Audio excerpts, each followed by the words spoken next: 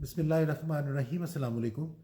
सूरह तलाक़ जो कि कुरान मजीद की 65वीं सूरत है, उसकी आयात 2 और 3 में इरशाद हो रहा है, और जो अल्लाह से डरेगा तो इसके लिए अल्लाह कोई राह निकालेगा।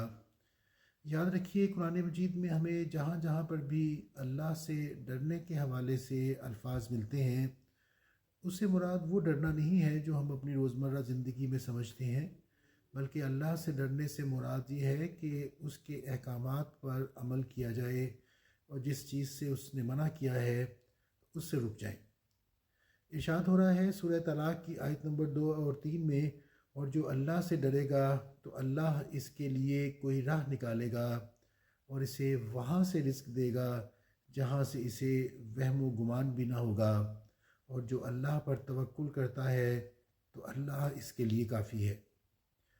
हमारा सबसे बेहतरीन दोस्त अल्लाह ही है और सबसे बेहतरीन कारसाज भी वही है।